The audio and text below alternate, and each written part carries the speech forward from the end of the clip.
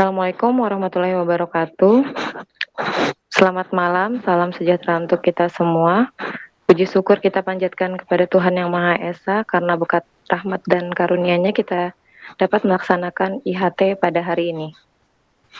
Sebelum kita memulai kegiatan IHT pada hari ini, mari kita buka dengan sama-sama berdoa agar kegiatan kita diberi kelancaran. Berdoa dimulai.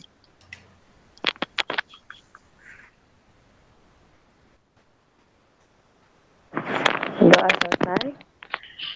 Selanjutnya penyampaian materi mengenai rencana operasional BK oleh Pak Vincent. Kepada Pak Vincent dipersilakan. Oke, Bapak, Ibu, teman-teman sekalian yang saya banggakan, selamat malam. Apa kabar semuanya? Baik. Oke, salam sehat. Baik ya, oke. Salam sehat dan sukses buat kita semua. Rekan-rekan guru yang terkasih, hari ini kita akan membahas itu tentang bagaimana membuat rancangan operasional pelayanan bimbingan konseling, yaitu kita akan membahas tentang komponen-komponen apa saja nanti yang kita butuhkan dalam pelayanan itu. Sebelumnya nanti saya akan coba tampilkan slide materinya ya, biar nanti Bapak Ibu bisa melihatnya. Gimana? Bisa dilihat semua ya? Masih proses, Pak. Oh, masih proses ya. Ya, kelihatan sudah. Kelihatan ya?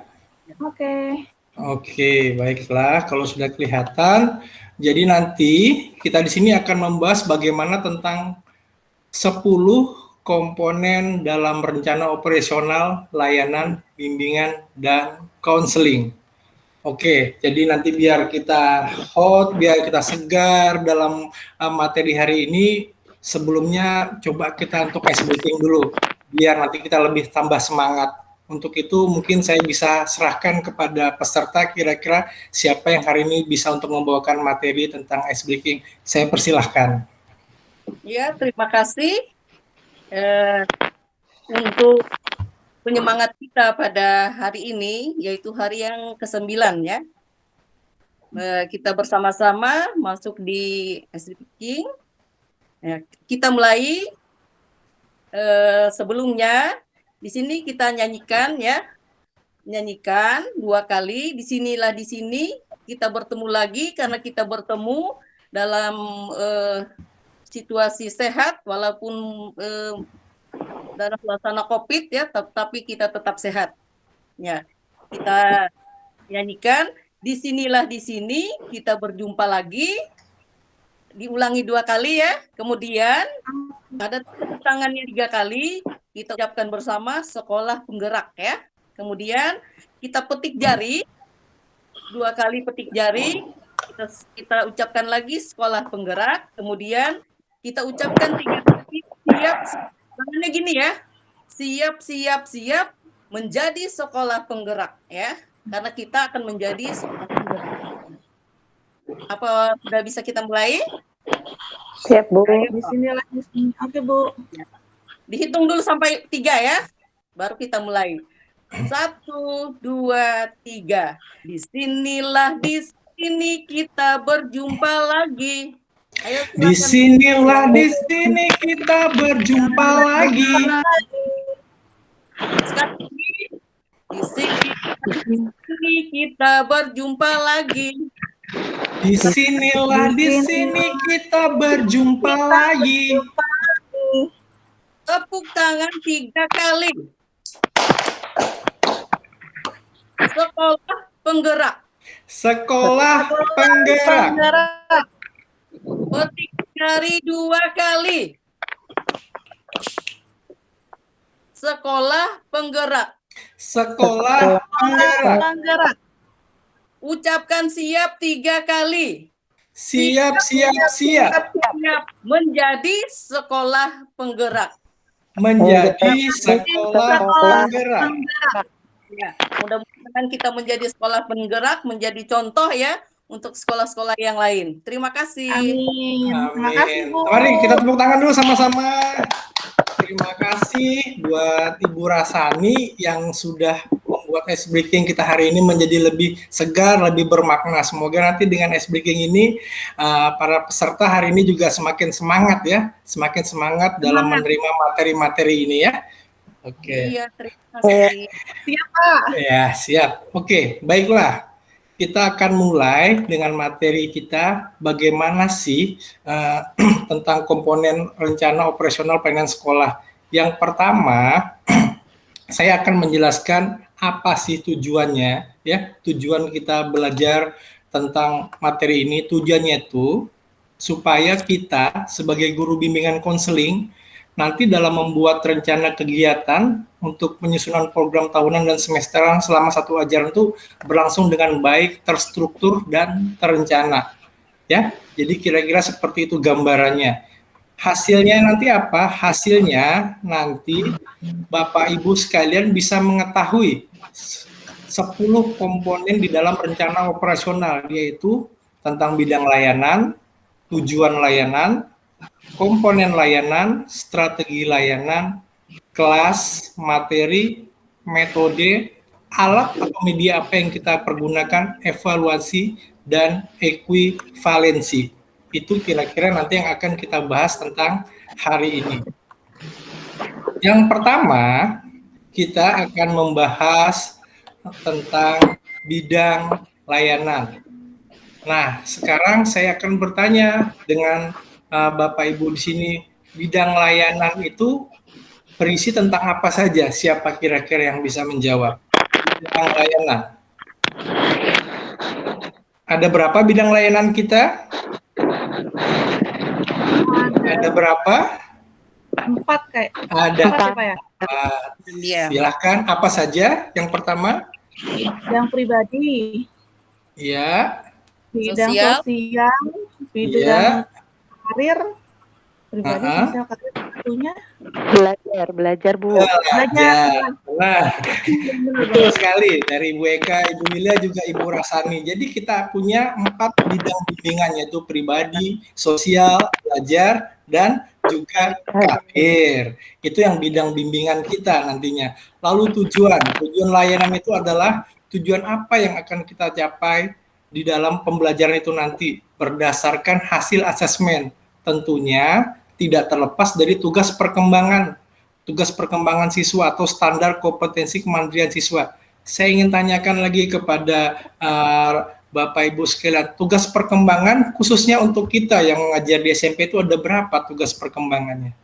Tugas perkembangan siswa ada berapa? Lomba 8, 10. Lomba 8, 10. Ada berapa sebenarnya? 10. 10? Ya, sebenarnya ada 10 tugas perkembangan siswa. Lalu di sini juga kita akan nanti bagaimana tentang komponen. Jadi nanti dalam kita bagaimana menyusun rencana operasional itu, jangan lupa kita memasukkan itu tentang komponen, yaitu komponennya adalah layanan dasar, layanan responsif, layanan peminatan, dan perencanaan individual, dan juga dukungan sistem. Lalu juga jangan lupa strategi. Strategi nanti apa yang akan kita masukkan di dalam layanan itu. Ya, contohnya untuk komponen layanan dasar, strateginya apa? Apakah bimbingan klasikal? Apakah nanti namanya bimbingan kelompok atau konseling pribadi atau konseling kelompok? Itu nanti Bapak Ibu bisa terjemahkan berdasarkan tema atau materi yang akan diberikan kepada anak didik kita. Lalu yang kelima juga jangan lupa kita tentukan tentang kelas. Tingkatan kelas yang akan kita dapatkan dalam layanan bimbingan konseling itu adalah kelas berapa. Tapi terkhusus bagi kita yang belajar di sekolah penggerak, maka layanan yang harus kita berikan itu utamanya adalah untuk kelas berapa? Kira-kira siapa yang tahu? Kelas 7, Pak. Betul. Kita mulai dari kelas 7 sehingga nantinya dari kelas 7 kita kawal sampai ke kelas 8 lalu berakhir di kelas 9.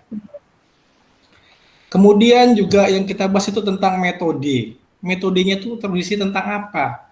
Kegiatan layanannya itu yang kita lakukan itu seperti apa nanti kegiatan layanannya itu. Kita harus tentukan juga metode, lalu juga alat atau media. Apa yang akan Bapak Ibu nanti presentasikan, apakah menggunakan PowerPoint, bisa juga kertas kerja, itu tergantung di lapangan bagaimana nanti Bapak Ibu mengejawantahkan kegiatan itu. Sesudah itu juga harus ditentukan tentang evaluasi. Kenapa harus ditentukan evaluasi? Karena kita ingin tahu seberapa besar keberhasilan kita dalam melakukan pelayanan itu. Apakah berhasil atau tidak berhasil, apakah disenangi atau tidak disenangi. Dengan adanya evaluasi, kita bisa menentukan langkah berikutnya tentang layanan yang akan kita buat. Lalu juga di sini kita akan berbicara tentang ekuivalensi, yaitu berapa alokasi waktu yang akan kita habiskan dalam melakukan layanan itu. Menurut Bapak Ibu, untuk SMP itu waktu alokasinya adalah berapa menit? Dalam 1 jam pelajaran? 40 menit. 40 menit, Pak. 40 menit, luar biasa. SMP 40 menit. Kalau SMA atau SMK? 45 menit, Pak. 45 menit untuk SMP atau SMK. Luar biasa Bapak Ibu. Kita beri tepuk tangan dulu, kita berikan aplaus.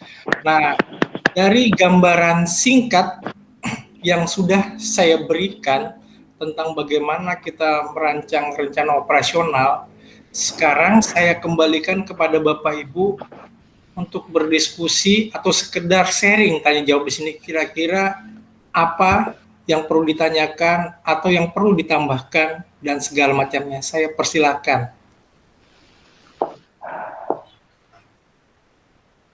Saya boleh bertanya, Pak? Oh iya, Ibu Yulia, silahkan Ibu Yulia. Bentar. Begini, Pak. Ya. Kalau untuk di masa pandemi ini, kan kita menggunakan RPL yang 1 lembar. Iya. Biasanya kan RPL kita kebetulannya 1 lembarannya. Nah, itu komponen apa saja yang harus ada di dalam RPL kita itu? Apakah ada yang dikurangi atau yang bentuknya seperti apa gitu, Pak? Terima kasih. Bagus sekali pertanyaan Bu Yulia. Bisa saya ulangi adalah dalam masa pandemi ini kita membuat RPL itu paling tidak maksimal adalah 1 lembar. Nah, jadi menurut Ibu Yulia pertanyaannya apa sih isi utamanya dalam RPL itu yang harus kita muat? Kira-kira mungkin ada teman-teman yang bisa menambahkan di dalam kegiatan ini. Saya persilakan. Materi apa yang paling penting, yang paling tidak harus ada di dalam RPL masa pandemi ini COVID-19 yang tidak boleh dihilangkan? Ada 4. Kira-kira apa?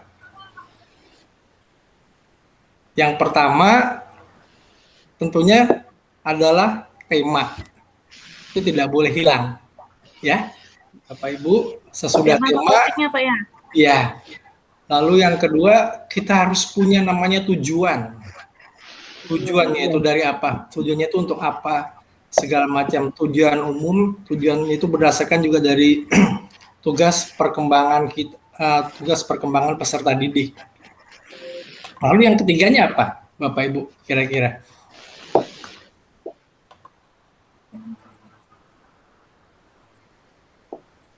Kegiatannya, bukan?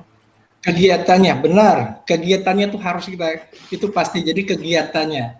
Apa nanti yang kita lakukan kegiatan itu, kita harus bikin rancangannya. Seperti apa kegiatannya itu. Dan yang terakhir adalah, yang harus ada? Ya, penilaian.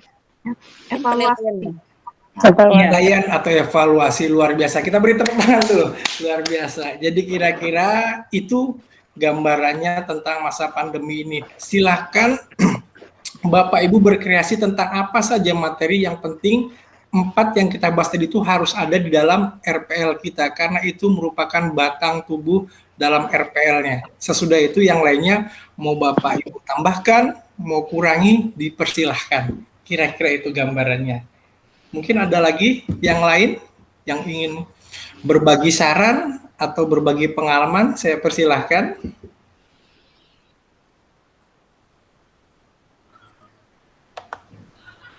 Oh, tidak ada? Oke, baiklah kalau memang tidak ada, untuk kegiatan hari ini saya pikir mungkin kita cukupkan sampai sekian. sebelum nanti saya menutup kegiatan ini, saya akan kembalikan lagi kepada moderator kita yang untuk membuka acara tadi, yaitu Ibu Eka. Ya, terima kasih Pak. Demikian tadi penyampaian materi oleh Pak Vincent terkait dengan rencana operasional BK.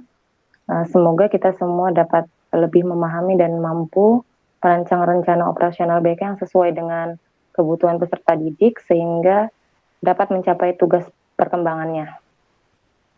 Baiklah, untuk mengakhiri kegiatan IHT kita pada hari ini, mari kita tutup dengan sama-sama berdoa. Berdoa dimulai.